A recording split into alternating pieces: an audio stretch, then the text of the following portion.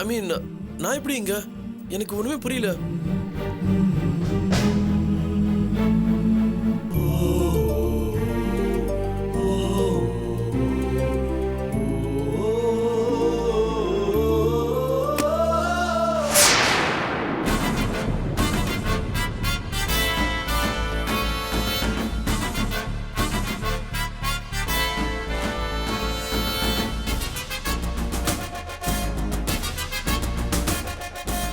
Shawl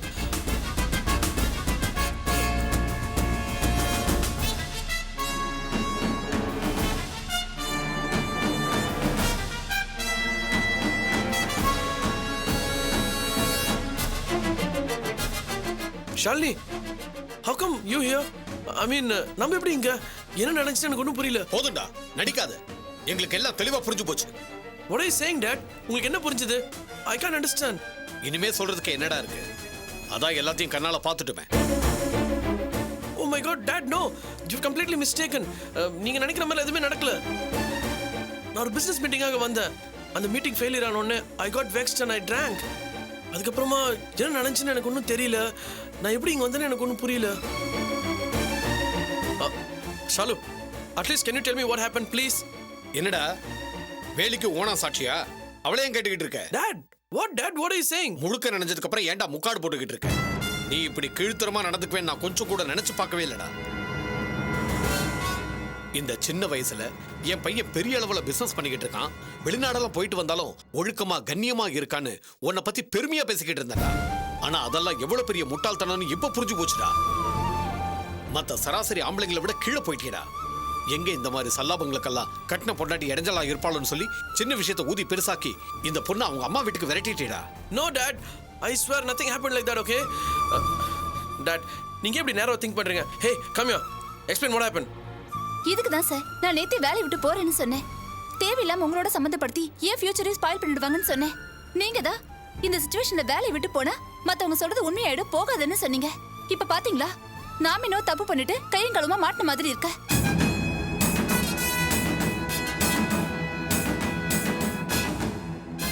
sir நடந்த உண்மையை நான் சொல்றேன்.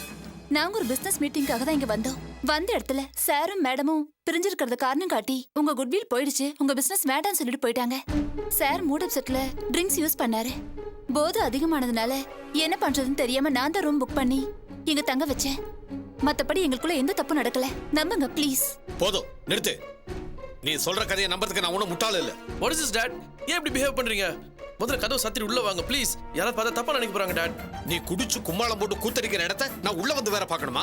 இந்த மாதிரி இடத்துல காவிய மாதிரி பொண்ணு கால் பண்றதே பாவண்டா. Oh my God, dad, கண்ணால பாக்குறதும் போய் காதால கேட்கறதும் போய் இங்க நடந்த உண்மை என்னன்றது நீங்க புரிஞ்சுக்கணும். I don't know, கொஞ்ச நாளாவே things are turning against me. நான் பாட்டு பழைய ஷேரே தான் நடந்துகிட்டு இருக்கேன். But then I don't know, everything is happening in a different way. அதுக்கேற்ற மாதிரி சிச்சுவேஷன்ஸ் அமைஞ்சிக்கிட்டு வருது. இப்போ உனக்கு புரியுதா? சந்தர்ப்பமும் சாட்சியும் இருந்தா யார வேணாலும் தப்பானவங்கள ஆக்கலான்னு ஒன்ன மாதிரி தானடா காவியாவும் சொன்னா. நான் எந்த தப்பும் பண்ணல, திலீபன் கூட ஃப்ரெண்ட்லியா தான் பழகிட்டு இருந்தேன்னு. அதை நீ நம்பினியா?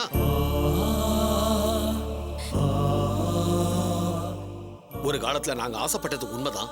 அது நிறைவேறாம போனதுனால நாங்க 2 பேரும் நட்பா தான் பழகிட்டு இருக்கோம். அன்னைக்கு பீச்சில் எனக்கு ஆறுதல் தான் சொல்லிக்கிட்டு இருந்தான்னு சொல்லி கதறினாலே அதை நீ நம்பினியாடா? அந்த செல்போன் ஆதாரத்தை வச்சு நீ அவளை விரட்டல. நீ ஹோட்டல்ல ரூம் போட்டு ராத்திரி முழுக்க அதுவும் போதையில ஒரு பொண்ணோட தங்கி இருக்க. தப்பு நடக்கலன்னு நாங்க நம்பணும். ஆனா பப்ளிக்ல பட்ட பகல்ல பீச்ல காவியா திலீபன் கூட பேசிக்கிட்டு இருந்த மட்டும் எந்த விதத்துலடா தப்பாகும்?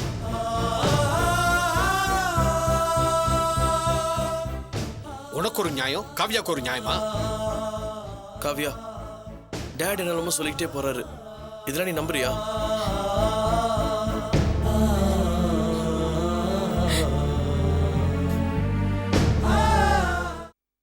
Tell me, Kavya, do you believe this? நீங்க தப்பு பண்ணீங்களா இல்லையான்னு சொல்ற யோகியத்தை கூட எனக்கு இல்ல. ஏன்னா நானே குற்றவாளியா தானே நிக்கிறேன்.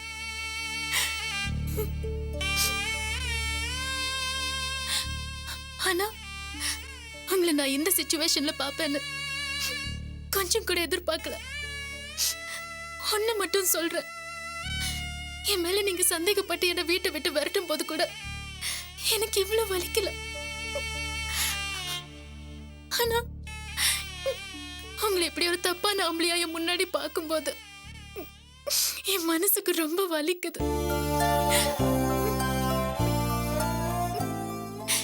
நீங்க அன்னைக்கு எனக்கு கொடுத்த தண்டனையை விட இதுதான் சரி பெரிய தண்டனை. உங்களை பத்தி பேப்பர்ல நியூஸ் வந்தப்ப கூட எங்க வீட்டுல இருக்கிற எல்லாரும் உங்க மேல சந்தேகப்பட்டாங்க. ஆனா நான் என் செரி மேல எனக்கு நம்பிக்கை இருக்குன்னு வீட்டுல இருக்கிறவங்க எல்லார்கிட்டயும் சண்டை போட்டேன். இப்ப கூட நீங்க இந்த ஹோட்டல்ல இந்த பொண்ணு கூட இருக்கீங்கன்னு போன் வந்துச்சு. மாமாக்கு நான் போன் பண்ணி சொன்னேன். எனக்கும் போன் வந்துச்சுமா, வா போய் பார்க்கலாம்னு சொன்னாரு. வர வழியில கூட என் செரி அப்படிலாம் பண்ண மாட்டாருங்கிற நம்பிக்கையில தான் வந்தேன். என் நம்பிக்கை எல்லாத்தையும் உடைச்சிட்டீங்க. என்னால அது தாங்க முடியல செரி. இதுக்காக தான் என்ன துரத்தி விட்டீங்களா? இல்ல நான் இல்லங்கிற காரணத்துக்காக இப்படி ஒரு துணையை தேடிக்கிட்டீங்களா? சொல்லுங்க செரி.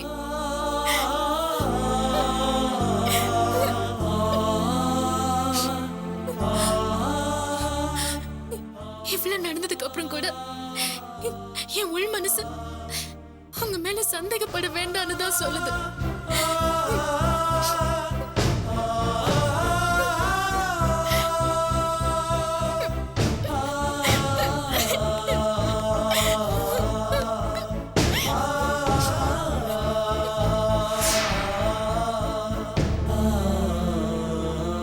பாருடா, பாவண்டா அந்த பொண்ணு. பெத்த தகப்ப நான் உன் மேல வச்சிருக்க நம்பிக்கையை விட அந்த பொண்ணு உன் மேல அதிக நம்பிக்கை வச்சிருந்தாடா. அந்த பொண்ணை இப்படி கதற வச்சிட்டேடா. டேய், கட்டின பொண்டாட்டிக்கு துரோகம் பண்ண யாருமே நல்லா இருந்தது இல்லடா. நீ உருப்படவே மாட்டடா. நீ என் புள்ளையே இல்லடா.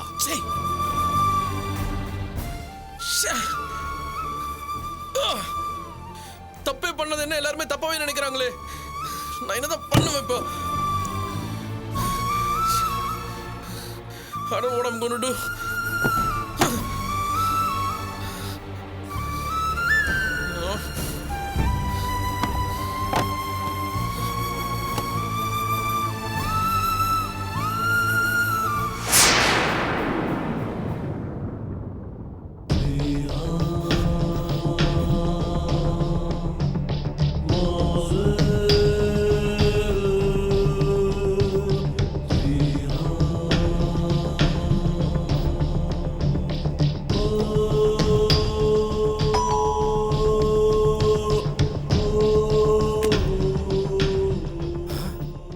மச்சான் இந்த கோலத்துல வந்து நிக்கிற? நீ உள்ள வா, நீ உள்ள வா, நீ முதல்ல வா, உள்ள வா. டேய், என்னடா ஆச்சு? மச்சான் தண்ணி அடிக்கணும்டா. டேய், நீ வந்திருக்கிற கோலத்தை பார்த்து நானே பதறி போயிருக்கேன். என்னதான்டா ஆச்சு? அதெல்லாம் உனக்கு அப்புறமா சொல்றேன். முதல்ல நான் சரக்கு அடிக்க ஏற்பாடு பண்ணேன். ஃப்ரெண்ட்ஸ் எல்லாம் ஃபோன் பண்ணி கூப்பிடு. என்ன இவன் ஒன்றும் சரியா படல.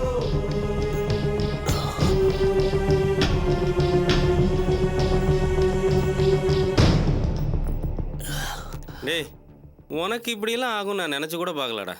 என்ன மச்சி, உன் நிலைமை இப்படி ஆயிடுச்சு? போச்சுடா, எல்லாமே போச்சு. என் வாழ்க்கை இப்ப எவ்வளவு கேவலமா போச்சு பாத்தியா? பணக்கார வீட்டுல செட்டில் ஆயிட்டேன்னு நினைச்சு சந்தோஷப்பட்டேன். எல்லாமே போச்சு. மருமகன்னு கூட பார்க்காம தெருவே நின்னு வேடிக்கை பார்க்குற அளவுக்கு என்னை அடிச்சு வெளியே துரத்திட்டா மாமனாரு. எவ்வளவு கேவலம், எவ்வளவு அவமானம். நான் திருடிட்டு அந்த பழிய தூக்கி எங்க அப்பா மேல போட்டப்ப நம்பின அந்த ரேவதி இப்ப நான் திருடலன்னு உண்மையை சொன்னா நம்பவே மாட்டேங்கிறா. நல்லதுக்கே காலம் இல்லடா. சரி விடுறா, அதே என்ன நினைச்சு புலம்பிட்டு இருக்க? நீ ஆம்பளடா, எதை பத்தியும் கவலைப்படாத. இல்லடா, வேலை செஞ்ச இடத்துலயும் பிரச்சனை, வேலையை விட்டு அனுப்பிச்சிட்டாங்க. வீட்லயும் பிரச்சனை, அவமானப்படுத்தி என்ன வேலையை அனுப்பிச்சிட்டாங்க. எனக்கு நேரமே சரியில்லடா. இதுக்கு தான்டா மச்சான் பேராசை பெருநஷ்டம்னு சொல்றது. தேவைக்கு அதிகமாகும், தகுதிக்கு மீறி ஆசைப்பட்டா பிரச்சனை தான். ஆமாண்டா, நீ சொன்னது ரொம்ப கரெக்டா. ஆயிரம் தான் சொல்லு, பணக்கார குணம் தான். நம்மள மாதிரி நடுத்தர குணம் வேறதான். என்னதான் அவங்கள ஒருத்தரா நம்மள ஏத்துக்கிட்டாலும் சமய சந்தர்ப்பம் வரும்போது அடிச்சு விரட்டிடுவாங்கடா. ஆமாண்டா, அடிச்சு விரட்டிட்டாங்கடா என்ன. கேவலமா போச்சுடா. விடுறா, அதே நினைச்சு ஏன் ஃபீல் பண்ற? பேசாம நீ உன் வீட்டுக்கு போ. என்னதான் நீ தப்பு பண்ணியிருந்தாலும் உன் அப்பா அம்மா உன்னை வீட்டை விட்டு துரத்த மாட்டாங்க. வீட்டுக்கு போக முடியாதுடா.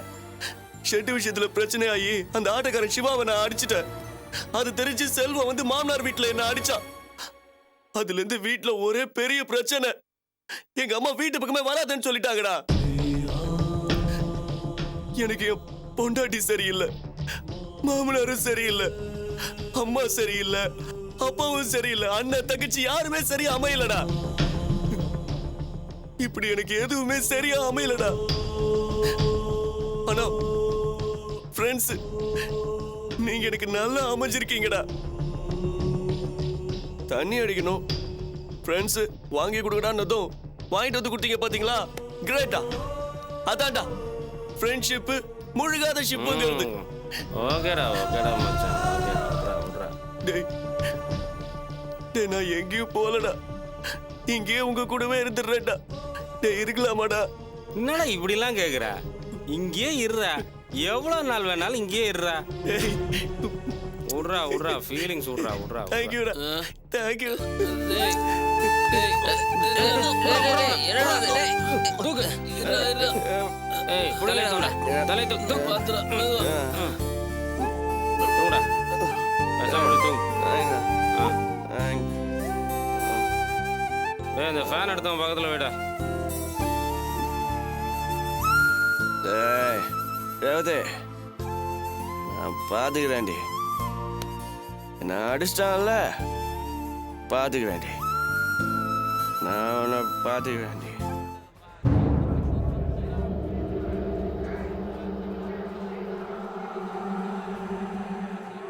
எங்கடா இருக்காம? இந்த வெயில்லையும் எவ்வளவு கூட்டம் பாத்தியா? இங்க தாண்டா இருப்பான். வா பார்க்கலாம்.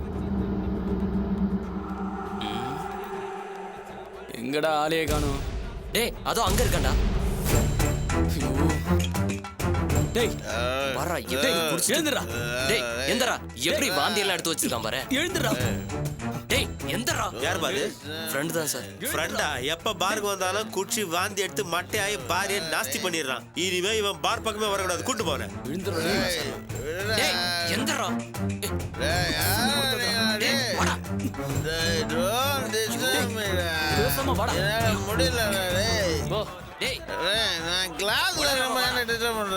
இது காலேஜ்லடா பாரு. காலேஜ் கட்டடிச்சிட்டு வந்து இங்க குடிச்சிட்டு மட்டையை கிடைக்கிற. மறுபடியும் அவர்கிட்ட தவணை கேட்டா அவர் தப்பா எடுத்துக்க போறாரா?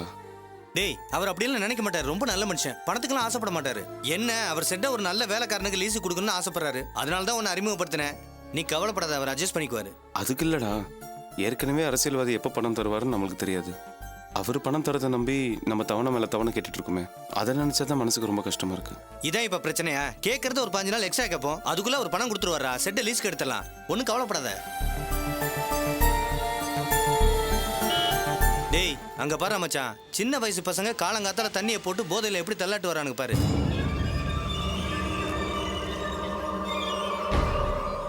டேய், இவனுங்களுக்கு தெரியல, அன்னைக்கு நம்ம ஹோட்டல்ல மோதிட்டு அவசரத்துல மோதிட்டோம்னாங்களே, கார்ல கூட ஒரு பொண்ணு இருந்துச்சடா. ஆமாண்டா மச்சான், படிக்கிற பசங்க. அன்னைக்கு பலான வீட்டுல இருந்து ஒரு பொண்ணை கூட்டு போனானுங்க. இன்னைக்கு காலங்காத்தால போதையை போட்டு சுத்திட்டு இருக்கானுங்க பாரு. இதெல்லாம் விளங்குறதுக்கா? இவனுங்கள்ட்ட இல்லாத கெட்ட பழக்கமே இல்லை போல இருக்கு. ஆமா, முன்னெல்லாம் 100க்கு 10 பேர் குடிச்சான், இப்ப 100க்கு 90 பேர் குடிக்கிறான். உடைச்சாதான் ஆம்பளை நினைச்சுக்கிறானுவ.